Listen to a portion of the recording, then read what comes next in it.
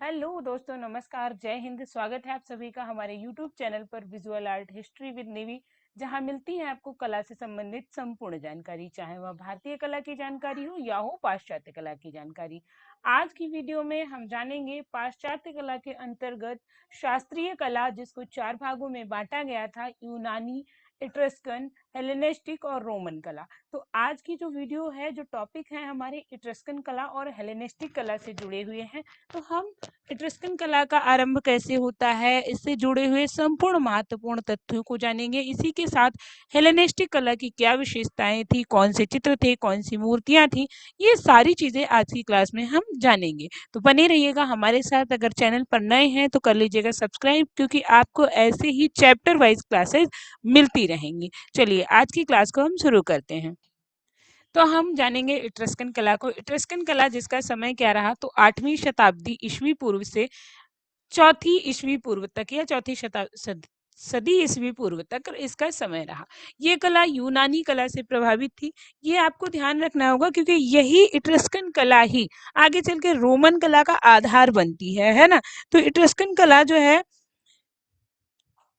यहीं पर एक 6ठी शताब्दी ईस्वी में रोम, एक नगर, इट्रस्कन नगर, रोम में भी एक इट्रस्कन नगर था, है ना। तो ये चीज आपको याद रखनी है।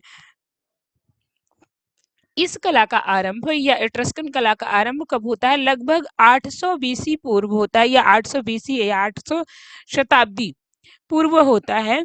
यहाँ पात्रों में कला का आरंभ हुआ था। यहाँ की जो कला थी, कहाँ से शुरू होती है? पात्रों से शुरू होती है। पात्र जिन पर पुरुषों का अंकन नहीं होता था, या हम कह सकते हैं मनुष्यों का अंकन नहीं होता था, पात्रों पर मानवाकृतियों का अंकन नहीं होता था। पात्र, इट्रस्कन कला के पात्र जो बर्तन होते थे, मोस्टली 2 शंकुओं वाले होते थे। मतलब 2 शंकु, ये हम जब देखते हैं तो 2 शंकु, इस तरीके से 2 शंकुओं वाले पात्र प्राप्त होते हैं। कहाँ? इट्रस्कन कला में। ठीक है।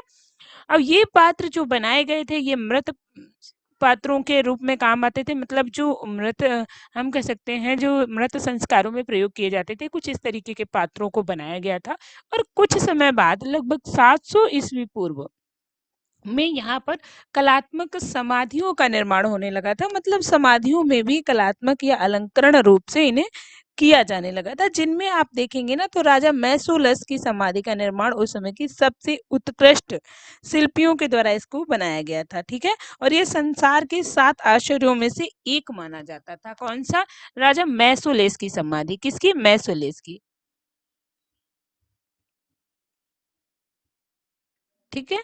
संसार के 7 आश्चर्यों में से एक मानी जाती थी। इसी समय कलात्मक समाधियों का निर्माण आरंभ हुआ था, और ये कारिया के राजा थे। ठीक है, ये भी याद रखना आप लोग। आगे बढ़ते हैं। इट्रस्कन कला में पुरुषों को भूरे रंग से बनाया गया। पुरुषों को किस रंग से अंकित किया गया इट्रस्कन कला में? तो याद रखना, भूरे रंग से। एक चीज याद रखो कि स्त्रियों को हमेशा गौर वर्ण की बनाते थे, और पुरुषों को ये थोड़े श्याम वर्ण का, जैसे भूरे या बादामी रंग से पुरुषों को बनाते थे, और स्त्रियों को जो है पीलापन लिए हुए उजले रंग का बनाते थे। मतलब अच्छे धवल रंग का, एक तरीके से धवल श्वेत को कहते हैं, उसी तरीके से एक स्वच्छ रंग से इन्हें निर्मित करते थे स्त्रियों के चित्र को। ये भी याद रखना। पौधों का अंकन यहाँ पर अलंकारिक हुआ है। मतलब पौधे जो इन्होंने बनाए, वो अलंकारिक बनाए हैं। ठीक है, ये भी यहाँ पर इंपॉर्टेंट है। एक चीज और है यहाँ, 500 ईस्वी पूर्व में, 500 बीसी में, जब हम देखते हैं इसमें क्या नाम आपकी इट्रस्कन कला में, 500 ईस्वी पूर्व में जन्मे अरज्जो नामक स्थान से। ठीक है, कहा अरज्जो नामक स्थान से एक किमीरा की कांस्य पशु मूर्ति प्राप्त हुई। किमीरा नामक पशु है। कौन? किमीरा नाम से एक पशु है, जिसकी कांस्य मूर्ति प्राप्त हुई है, और ये बहुत ही श्रेष्ठ प्रतिमा मानी गई है। ये भी याद रखना, कैसी बहुत ही अच्छी प्रतिमा मानी गई, किसकी? किमीरा की प्रतिमा। तो ये आपके इट्रस्कन कला से इम्पोर्टेंट पॉइंट है, इम्पोर्टेंट तथ्य है, जो कि पेपर में पूछे जाते हैं। ठीक है। यहाँ की अगर पेड़ पौधे की बात करें, तो उनको बहुत ही अलंकारिक बनाया गया है। उस समय की समाधियों में जो चित्र बने थे, उनकी सीमा रेखाओं को इन्होंने लाल, नीले, हरे रंग से बनाया, और पीले रंग से पतले वाश का प्रयोग किया है। पुरुषों को, वही मैंने बताया, भूरे बादामी रंग से बनाया है। तो ये चीजें आपको यहाँ पर याद रखनी है। और मछली पकड़ने, आखेट के दृश्यों को अंकित किया है यहाँ के चित्रकारों ने। तो ये चीजें आप इट्रस्कन कला की याद रखिएगा। बहुत ज्यादा इट्रस्कन कला से पूछा नहीं जाता, तो इसलिए जो इम्पोर्टेंट है वो मैंने बता दिया। इट्रस्कन कला से यही पॉइंट इम्पोर्टेंट है, जिनमें सबसे ज़्यादा एक तो याद रखना कि ये शास्त्रीय कला के अंतर्गत आता है, शास्त्रीय कला का एक भाग था। प्रभावित किससे था? तो यूनानी कला से प्रभावित था। आरंभ कब होता है? 800 ईस्वी पूर्व होता है। पात्र दो शंकुओं वाले थे, याद रखना। मानव आकृतियां नहीं बनी, मतलब पात्रों पर नहीं बनी, अन्य स्थानों पर बनी। और कलात्मक समाधियों का निर्माण 700 ईस्वी पूर्व शुरू हुआ। पुरुषों को भूरे तथा स्त्रियों को पीलापन लिए हुए अंकित किया गया है। ये सारी चीजें आपको इट्रस्कन कला से याद रखनी है। अगला जो पॉइंट है हमारा, अगली जो कला है वो है हेलेनिस्टिक कला।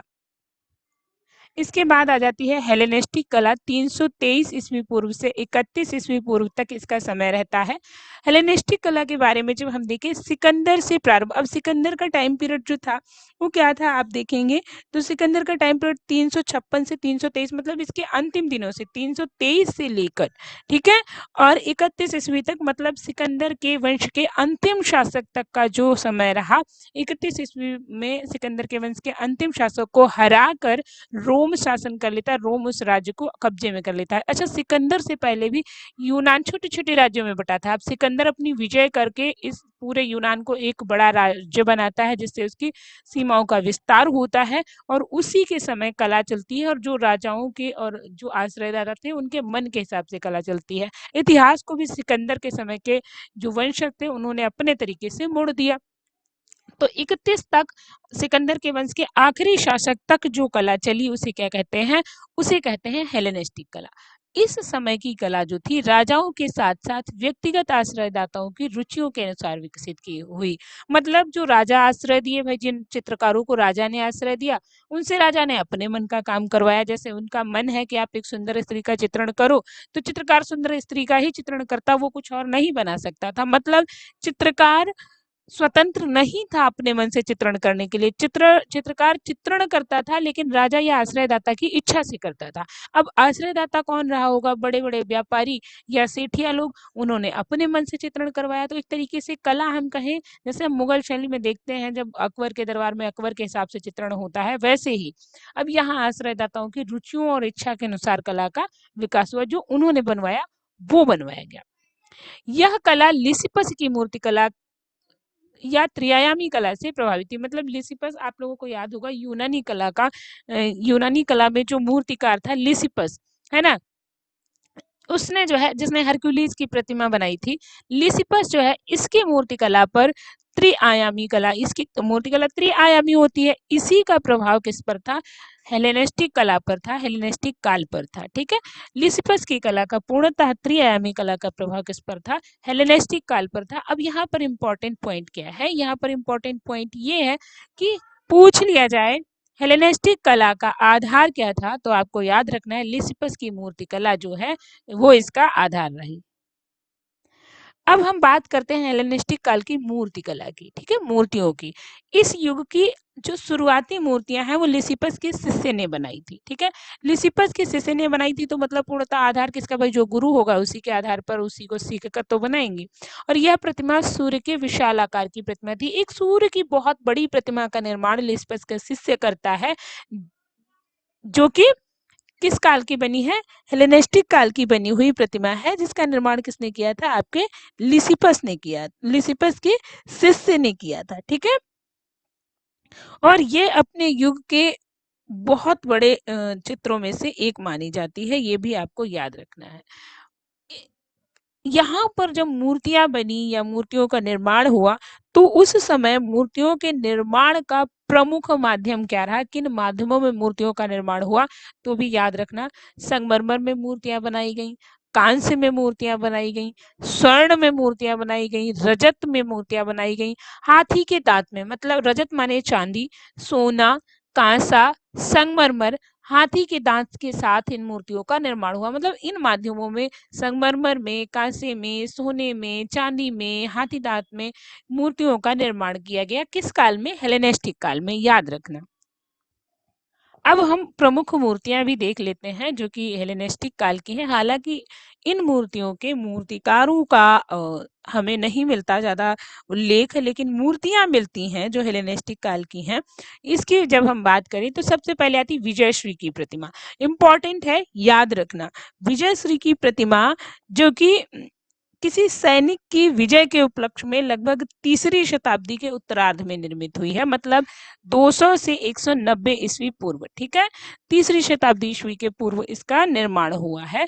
कहीं तीसरी, कहीं 200 से 190 ईस्वी के मध्य मिलता है। इंपॉर्टेंट यही है, 200 से 190 ईस्वी के मध्य इसका निर्माण हुआ है। ठीक है, और किसके, एक सैनिक के उपलक्ष्य में, विजयश्री मतलब जीतने के उपलक्ष्य में इसका निर्माण हुआ है। ठीक है, और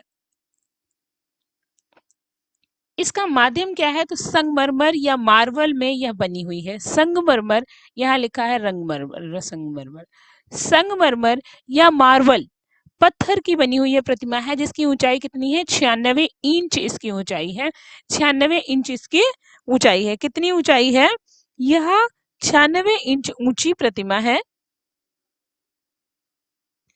और ये संग्रहित कहाँ है वर्तमान में, तो ये लुब्र संग्रहालय पेरिस की सीढ़ियों पर रखी हुई है। ठीक है, और सिकंदरिया की बजाय इसका मुख जो है पेरिस की ओर किया गया है।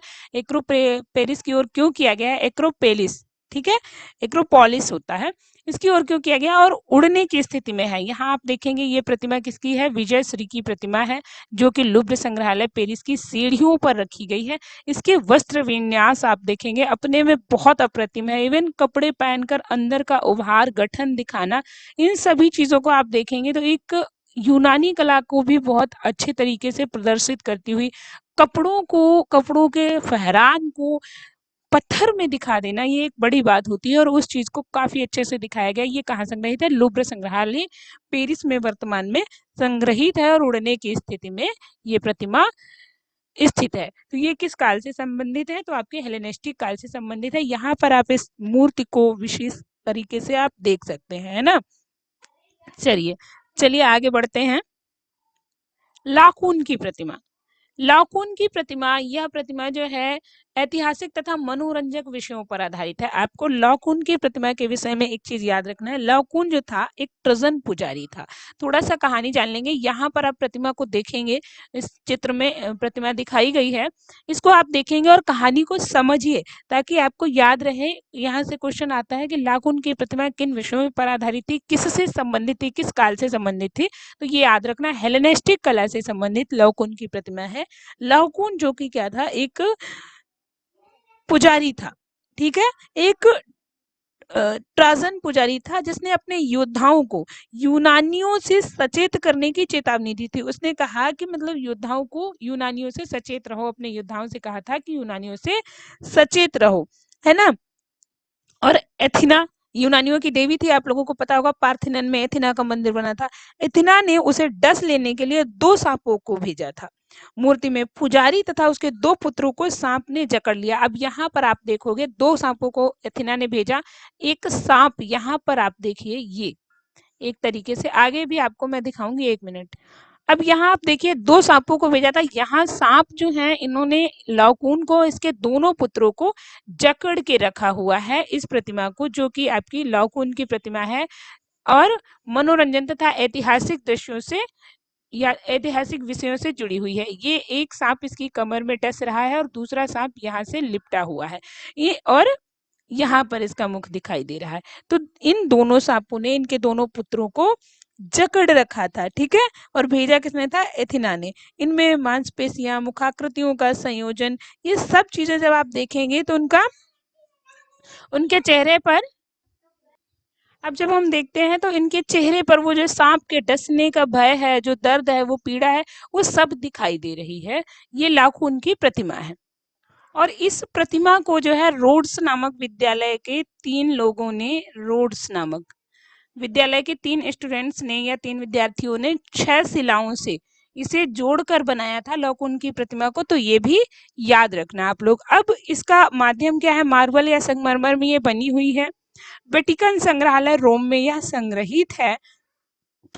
इसकी ऊंचाई जो है 206 सेंटीमीटर है, तो ये भी आपको यहाँ पर ध्यान रखना है। अगली प्रतिमा जो है अफ्रोदिति या वीनस की प्रतिमा है, कुछ इस तरीके से बनी हुई है। ये प्रतिमा देख सकते हैं, यह 130 से 100 ईस्वी पूर्व की प्रतिमा है। मार्बल माध्यम में बनी हुई है। इसका माध्यम क्या है, प्रस्तर या मार्बल है। ऊंचाई इसकी 80 इंच है। यह भी लुब्र संग्रहालय में संग्रहित है और इसका मूर्तिकार कौन है? मिलो इसका मूर्तिकार है। तो मतलब हेलेनिस्टिक काल से संबंधित है मूर्तिकार कौन? मिलो। अगला है चित्रकला की बात आती है, हेलेनिस्टिक काल की चित्रकला। तो जब हम चित्रकला की बात करेंगे तो इसका आरंभिक तथा महत्वपूर्ण चित्रकार जो था क्या था? एपिलीज था। याद रखना, किसी ने एपिलीज का मिथ्या दोषारोपण चित्र बनाया है, आपको बताना है किसने बनाया है एपिलीज का दोषारोपण। ठीक है, मिथ्या दोषारोपण। एपिलीज जो था हेलेनिस्टिक काल का बहुत महत्वपूर्ण चित्रकार था। ये सिकंदर का दरबारी चित्रकार था। ठीक है, एपिलीज सिकंदर का दरबारी चित्रकार था। इसका कार्य शेष नहीं है, यह चित्र प्राप्त नहीं होते, बहुत टाइम हो गया, इसके कारण इसके चित्र या कार्य शेष नहीं है। ठीक है, किसके? एपिलीज के। हेलेनिस्टिक काल के प्रमुख चित्रों को हम देख लेते हैं, इंपॉर्टेंट हैं, पूछ लिए जाते हैं।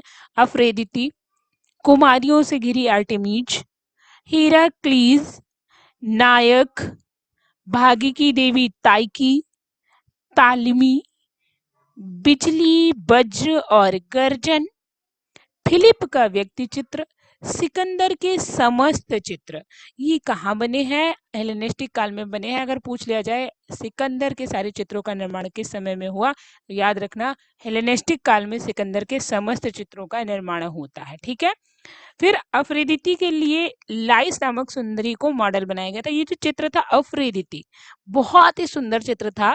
इसमें जो है लाइस नामक एक व्यक्ति थी, व्यक्ति क्या हम कहें, एक सुंदरी थी, नायिका थी, जिसको मॉडल बनाया गया था। और लाइस को क्या कहा जाता था? चंचल मछली कहा जाता था, चंचल मछली या प्राइन कहा जाता था। ठीक है, एपिलिस को काली आकृति पद्धति में सफेद, लाल, पीले रंगों का प्रयोग करने के लिए जाना जाता है। एपिलिस जो था काली आकृति पद्धति में लाल, पीले, सफेद रंगों का प्रयोग करता था। पात्र आकृतियां आप लोगों ने देखी थी, यूनानी आकृति पद्धति थी, काली आकृति पद्धति, लाल आकृति पद्धति, उसी में ये लाल पीले रंगों का प्रयोग करने में माहिर था।